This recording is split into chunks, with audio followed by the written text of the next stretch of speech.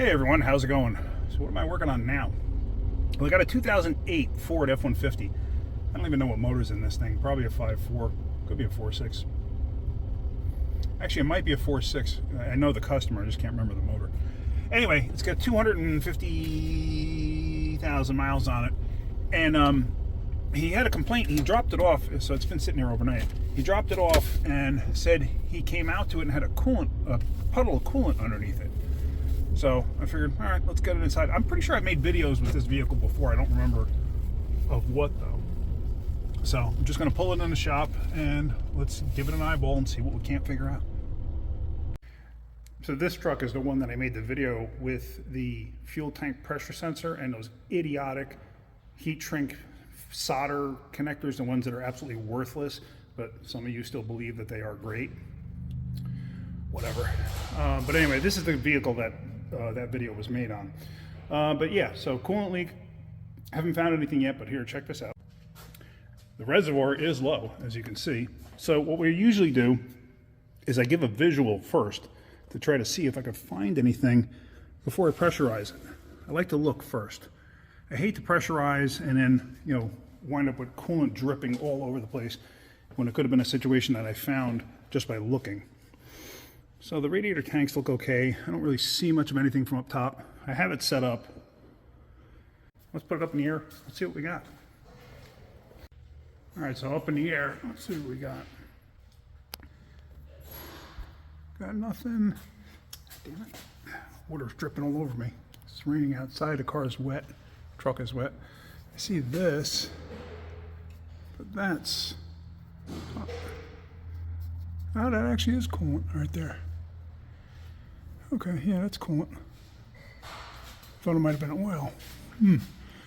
That far in front of the motor, it's probably a water pump. But it's got some oil leaks. But I mean, what do you expect at 250,000 miles? You're gonna have oil leaks. All right, so nothing I could see here. You can't even see the water pump from underneath because the shroud's all in the way. Let me let it back down and take a look with a mirror underneath the water pump to see if maybe I see staining, and then we're going to go from there. So on a visual again underneath the hood here, I have a mirror right here. Let me see if I can, and I can't really see anything to the back side. I don't know if I can focus in on it.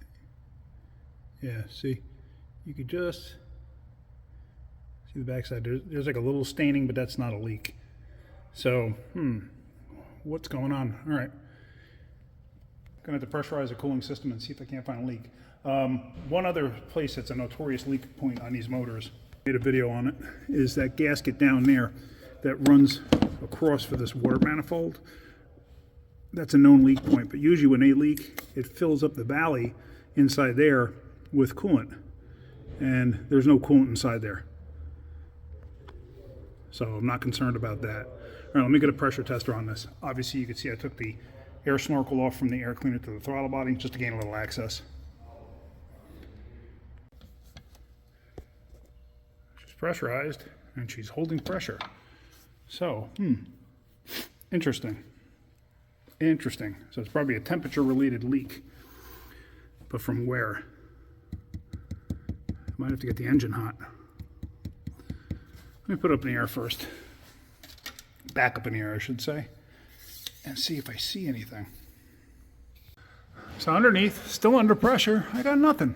Absolutely nothing. So, what's leaking and from where? I don't know. Is it possible it's not even from this car and just happened to be a little bit low on coolant anyway?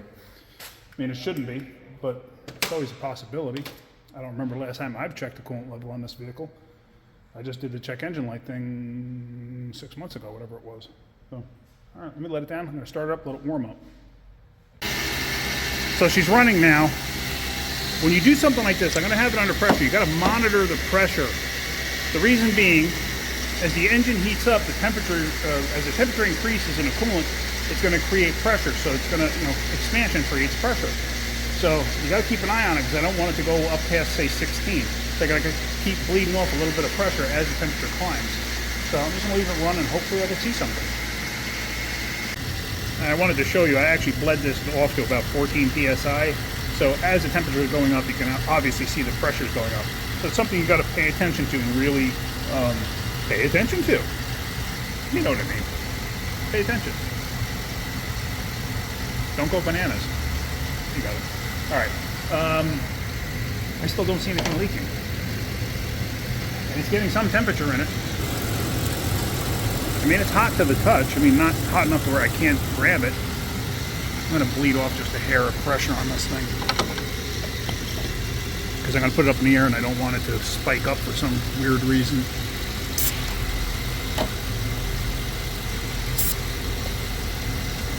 Alright, I'm okay with that.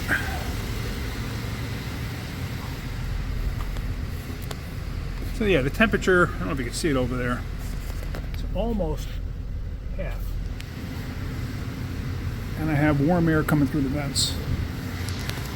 So, all right, let's put it up in the air. Let's see if we see anything, because otherwise I'm not sure what I'm going to do here. All right. So back up underneath, and I don't see anything. I mean, I'm thinking that was coolant that was on there, but it might not have been. Maybe it's a little residual oil. It just, I don't know. Usually oil has a very distinct feel, but I don't see anything else. That's the problem. To say he saw a puddle on the ground, you know, I don't, it's not that I don't believe him, but I can't find anything. So what do you do in a situation like this? I don't know. I'm going to top off the coolant, get it to a certain level, and have him keep an eye on it. He's smart enough to keep an eye on it, so have him keep an eye on it and see if we can't duplicate this at some other point. So let me let it down, let me relieve the pressure, and let me top off the coolant. All right, you can see it built up a little pressure just from running. I did shut it down, obviously. So.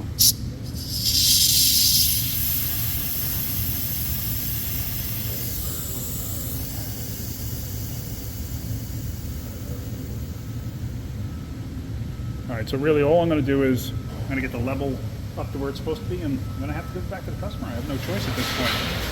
So, all right, let me do that. Okay, so I even took it for a little bit of a road test just to see, because you never know, sometimes a road test can show up things that you never would expect. I don't smell coolant either, so I don't know. Maybe I'll tell, he's a good customer, so I'm just maybe tell him to come back in a few days and let us recheck it.